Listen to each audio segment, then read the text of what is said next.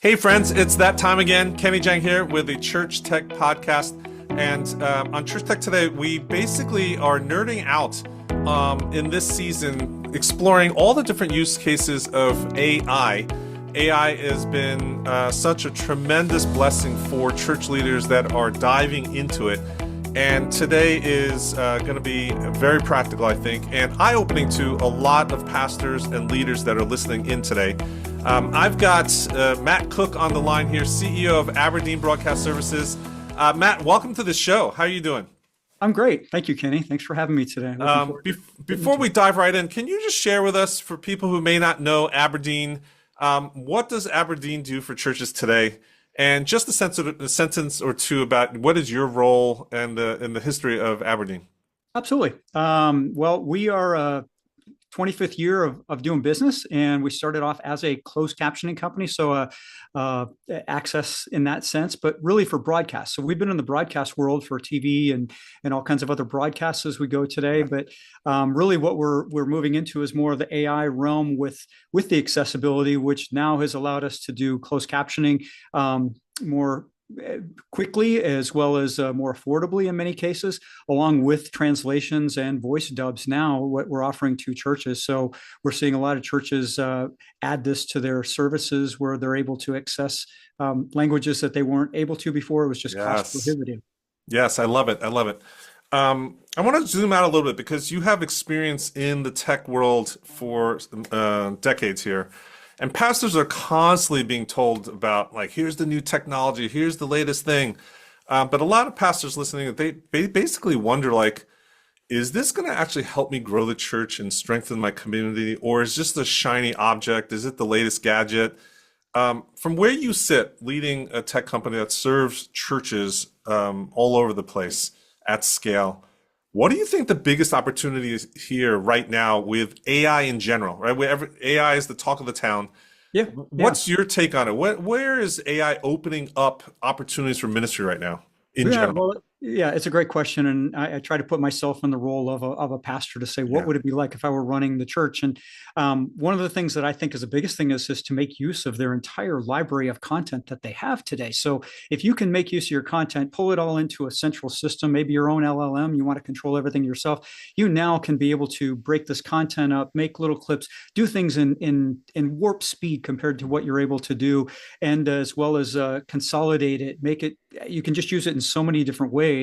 And then that does kind of tie back into even our services, because now you can take all your sermons and you can put them in as many languages as you want in a super cost-effective way to reach different segment groups around the world or within your own congregation. So there's a lot of super exciting ways. I mean, some of the simple ones you look at are, you can help prep for your sermons, you can help get ideas. That's the low-hanging fruit of AI today. But you want to start using it for really diving into, really analyzing all of the sermons that you've done, and what am I saying? How am I saying it? What could I say better?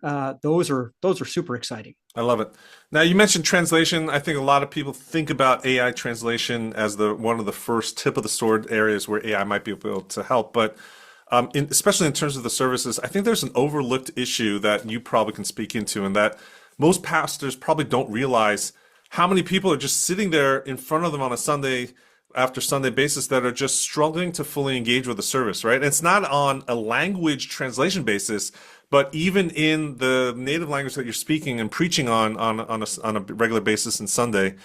Do you have any stats or insights in terms of, like, just how big is this issue in terms of being able to hear and understand and actually receive the communication that you're trying to broadcast from the stage? Like, and why does that matter to every church out here, right? Because I think one of the things, Matt, I'm realizing as we explore all these AI tools is translation might be that shiny object, but AI can help on the audio side in so many other ways that probably could impact a larger segment of every single church's population immediately, right?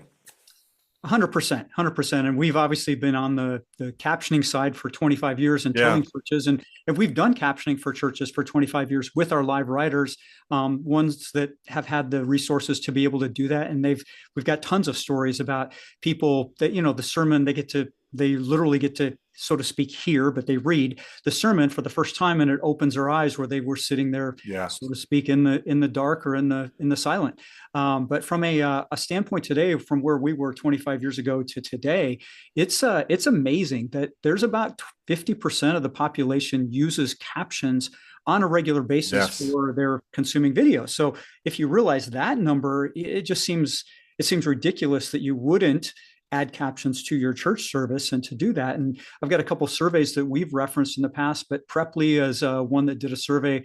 They say about 70% of Gen Z and 53% of millennials are using closed captions on a regular basis. So when you're realizing it's a younger group now, and that's where a lot of churches are looking to say, how do I get the young people involved? How do we keep the next generation going? Captions are a piece that they're doing. Even another study by Stage Text, it talks about 31% of people would be more likely to go to live events, church, if captions were provided. And even a higher number, like 45% of 18 to 25-year-olds said that they'd be more likely to go from the study. So you start to read these studies, and again, it's a couple studies, but I think you're really starting to see that that captioning and then that's just in your native language. Now you can add the English or the second language pieces where people partly know English or don't know at all, and then you get to those numbers and you're realizing that you're right. People probably sitting in the back pews, just kind of being there, trying to absorb as much as what they can, maybe getting a few words here or there. But we've got plenty of stories about, the people that are, from the same family. A lot of times you might have a grandfather, a grandmother, or even a mom or dad, Yes. or somebody that's there that, the kids are coming and they brought their parents who are, they're immigrants and come over and they don't even know the language. And now they're able to get the message when you're adding the additional languages to the service. That the fact that you're talking about that trend of, we're watching Netflix with captions on by default, right? We're watching social media with the audio off and captions are on, and YouTube and all these platforms have made that available for free by default. So it just has been normalized. When do you think that shift has actually been made? We know Gen Alpha, Gen Z, even millennials are preferring that.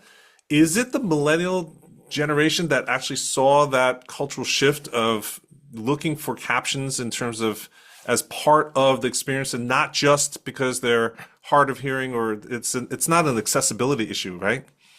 Yeah, I would say yes and no. It's one of these things where if it once you start to turn the captions on TV or your social media, Yeah. whatever, you realize you're like, wow, I got stuff I didn't get. So you realize it's a benefit. It really is. It's something like, wow, I was missing something. Oh, I heard what they said now, and I would have missed it. So yes and no. It's one where it's become available because Netflix, everybody else has captions, and Netflix spends millions and millions of dollars on their captioning for all of their content, and so do lots of other sites now. So it's free to people, but it still is a costly Yes. back end type of thing to make it really done really well, especially when you're talking in post produced content.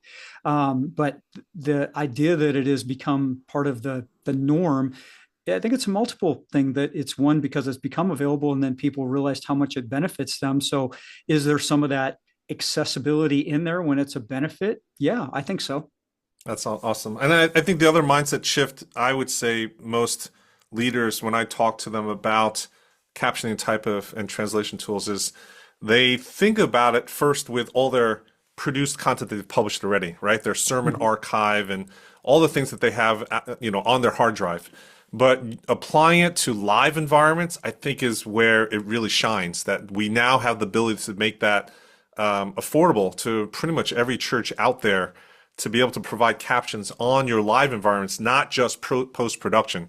And maybe you can speak into that. Just how hard is it to start to adopt that if you are looking at figuring out how to actually bring that into your live environments? Yeah, it's actually really quite easy to do. It's the decision that's the hard part. It's a decision to say, yes, I want to do this. Yes, we're going to start this. It's another thing, so to speak. But once you do it, you realize the benefits across the board. And I think that's one of the things we've talked about too, is because you have the ability with our service to be able to add captions to a screen in your service, to all your screens if you want to, or you can allow it just to happen on the personal device where the people that are using it are using their personal device to do that. But the idea, if you put it on a screen or multiple screens, you're going to realize the benefit even more to do it. And I think it's those kinds of decisions by the pastoral staff, the leaders, to say, wow, we're willing to do this. And of course, there's going to be a couple of people who are going to say, oh, it's distracting. So not to have that one or two people that say it is, but to have the hundreds of others that are looking at it and saying, wow, this is a benefit to me. I got words. I got something I lost track of, paying attention for a second. Now I look back and see it, as much as we don't want to admit that, we all do at times. And to be able to do that, to me, is really that. So how easy is it? It's as simple as really, for us, for calling Aberdeen and saying, well, we can do a 10-minute setup with you. Most of the time, churches have the equipment already. They're able to send us an audio feed. We put it through our system, and then we publish it back to basically a web page. Call it a little web app. You don't need to download anything. Somebody comes into a church service, and basically there's a QR code that the church has set up. They put it on the pamphlet. They put it on a sign out front of church. They put it up on the big screen scan here for, English captions for, languages, whether you're doing Mandarin, Farsi, Spanish, Portuguese, Korean, whatever you might want to do. You get to add the voice dubs now too. So it's not just seeing captions or subtitles, as you would like to reference maybe, but you're able to put an earbud in and listen in your native language. So you can come to church and you can put an earbud in and listen in any language that we want to set up. We got about 60 languages for voice dubs, and they're very, very good too, because I'm sure we can jump into that. Just, hey, how good is it? And it's gotten really good today. So the ability to do that, that's part of the reason we've held off for 25 years up until the last year or so of looking at doing this. We've been testing AI for, way back 2010, 12, when Dragon Naturally Speaking came out. Yes. When we've been using AI on the transcription ASR portion of it since 2018 for some of our post work, and it has just made leaps and bounds improvements. So easy to set up, a simple call and some simple stream to get to us. It's easy for the church to use, to adopt, but it's really then putting the signs out there for the churches to get people to be aware of what it is. If they put it on the screen and they want to do an overlay, it makes it obvious. That's awesome. Yeah, I was meeting with the head of Exponential Espanol recently, and he was sharing with me the stats of how large of explosion that just the Spanish language is in our major metropolitan areas across the country, and that now, if you're in most regions of the country, in these urban areas especially, and the suburbs surrounding them, that you are now able to access a completely different demographic segment in your own zip code, but just by adding translation services. From what you've seen, what's one creative approach that's working well to reach and engage ESL communities in church life? Like, have you seen anything that's creative or interesting, or something that's just not the expected ways that churches are operating?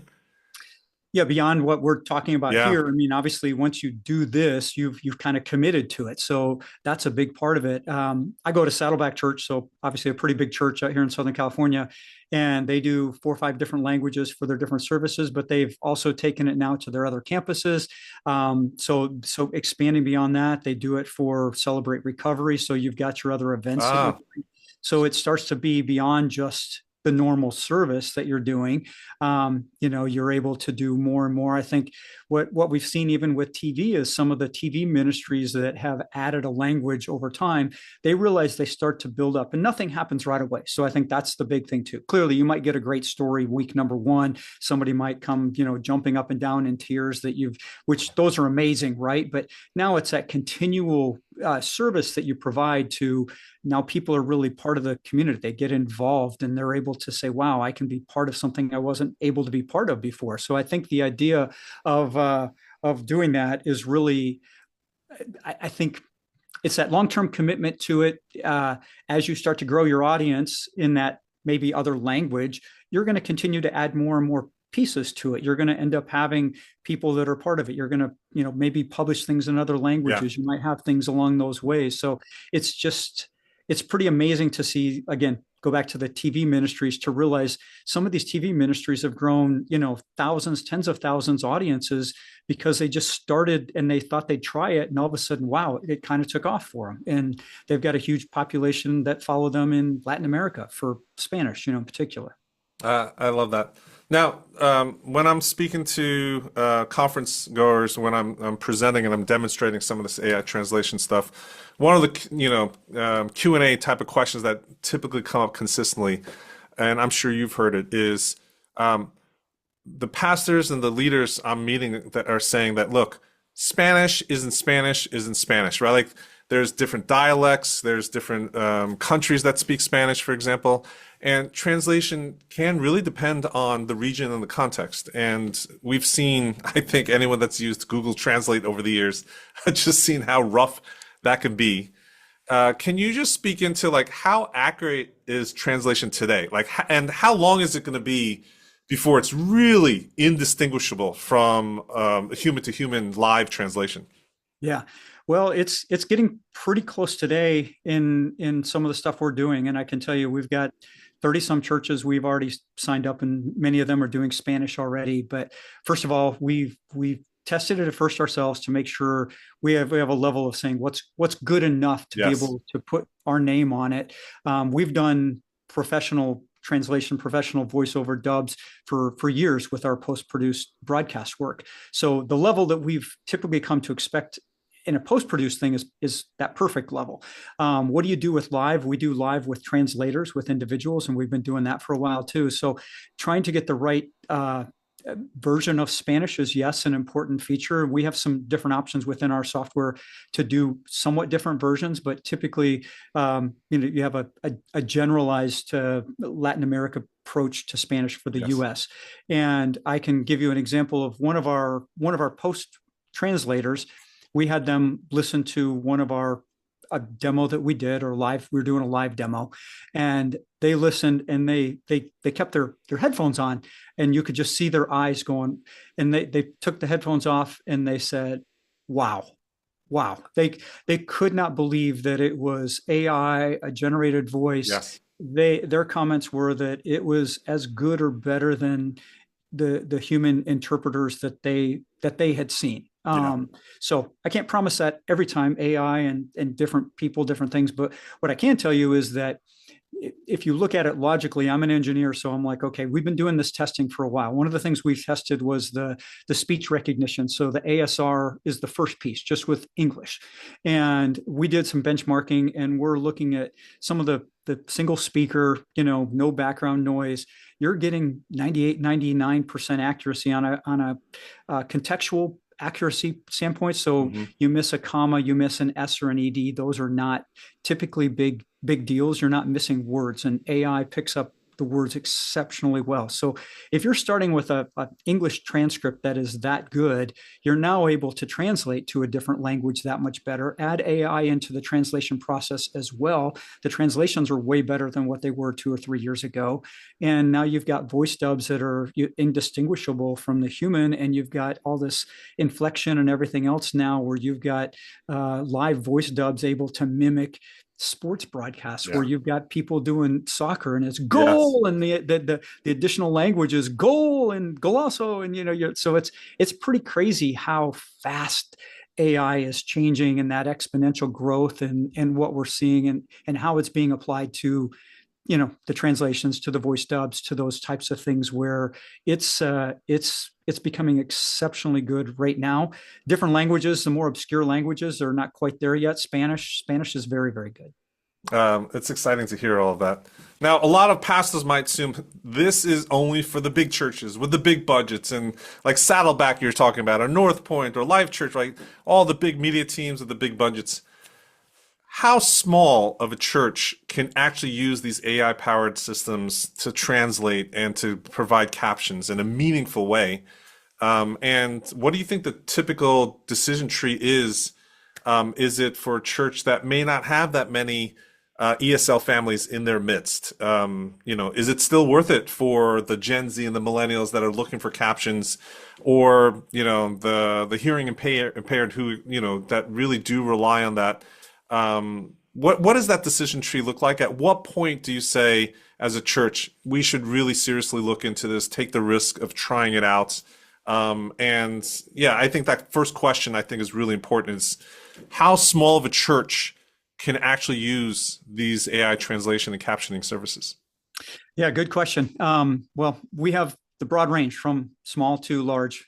So we've got a 100-person church that's doing it. So that's pretty small. You're able to do it. They had a deaf person that they wanted to service, and they were just looking to do English in this case. So I think it costs them about $38 a week for the hour-and-a-half service that we're doing with them.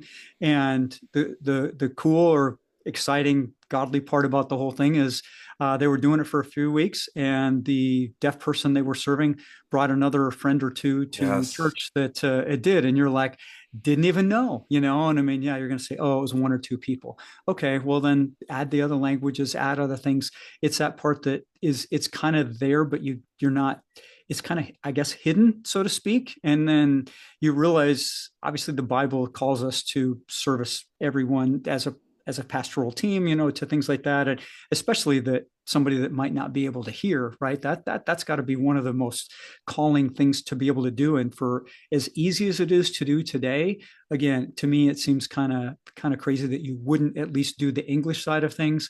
Then, depending upon your congregation, like you said, in the urban areas, Southern California, some of these other big cities, there is a large percentage of additional languages to reach, and Spanish obviously being number one, where you're able to add that on, and you realize, wow, I've got people that are really using it. Again, a number of stories about how that's just life-changing for people. For a pastor that's listening right now and who thinks, oh, this sounds powerful, but it could be a little overwhelming. Not all pastors are tech savvy, et cetera. What's the simplest first step that they can take in beginning to experiment with captions and translation in the church? Yeah, I think first of all, we can do a proof of concept, a demo for them to be able to show them to see what it sounds like. What does that look like? Like, walk us through that. Yeah, basically they say, hey, call us up. We do a free month. Part of even here, we'd say we offer a free month of service. Call us up and say we'd like to test it out. Probably what we're going to do is we'll show them a demo. We'll grab, most everybody's got one of their videos on YouTube. So we'll just grab a YouTube video. We'll play it out as if it were live, and we'll show them their service in English, in Spanish, in whatever language that they'd want to see. So it's there for them to be able to see, and to see how easy it is to do in person. So that's the first step. And they can look at and say, okay, that's good. If they've got somebody on their staff that speaks a different language, they can have them test it out, which is a lot of people, will want to do. They want to see, let me have my person confirm that it's good enough. And they'll do that. And then we can set it up with them again. And so even for that, they don't need to install software. You could just grab one of their video sermons and act as if that's being broadcast live, or that's in the room live. And then they can see it for their own personal context, their own sermon, right? It's not someone else's sermon. That's right. We'll match the voice, and then we'll put up a QR code in our demo. So we're not in person. We're doing a Zoom like this with them. Yeah. We'll put a QR code up on the screen and say, okay, imagine you're sitting in service watching yourself, and here's the QR code. Scan the QR code. They pull up on their phone or their mobile device, and they'll listen and watch on their phone to see what it's like to be in person. That simple. I love it. I love it. Okay. Well, as we close out this discussion, Matt, for the pastor listening today who's inspired, who wants to learn how they can actually test it out or put it into action, maybe they're ready to leap in, because I think the case is made that captioning, here's the other thing. I would love if there was any studies to show that when you put up captions, I'm going to remember the sermon even better, even if it's in my own native language and it's not translating, right? Because we know all the stats where, like, you preach on Sunday, by Monday, certain percentage forget it, by Tuesday, even more, by Wednesday, you don't remember the majority of the sermon, right? And so putting caption on there would even just help the absorption of the message.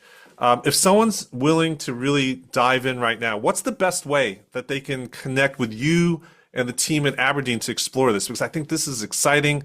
Every church should explore this option for them. Yeah, absolutely.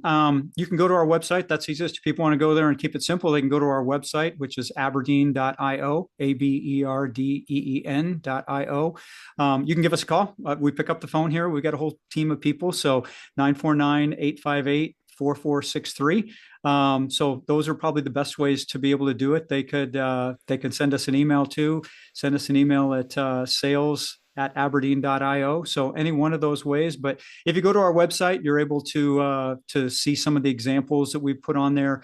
We have streaming capability too, so we can add it to streams. We're talking a little bit about in person here today, but you're able to add these languages to streams. So we kind of have you covered when you're looking to add both English captions or multiple languages in subtitles or voice dubs. I love that. Yeah, as a church line pastor, I think that's so important to be able to figure out how to provide that accessibility for those audiences as well. Well, thank you for sitting us with us and just explaining some of the nuances of this somewhat new field. Even though you guys have been around for decades, for many, many pastors listening in today, it's new to us. And I just love how accessible you are and how easygoing, and you're always up for answering any questions, right? And so the Absolutely. posture that you have in supporting the church has been just quite amazing. And for everybody else, thank you for listening in on this episode. The Church Tech Today podcast is here for you. This topic, as well as others, come to fruition because of the feedback that you are providing. So send me an email at kenny@churchtechtoday.com and let me know what you thought about this episode. What else should we get Matt to come back on and explore even further? We've got an expert here in our midst to be able to answer any questions and serve you even further in this whole area that I think most churches are not even you're not even scratching the tip of the iceberg. And so let us know what you'd love to know further in this realm of captioning and translation and accessibility. I think Matt can come back on and share with us even further. And remember, smash that like button, share this episode with another leader so that they could actually use digital wisely and share the gospel widely. I'm Kenny Jahng. Thank you so much for listening, and we'll catch you here on the next video.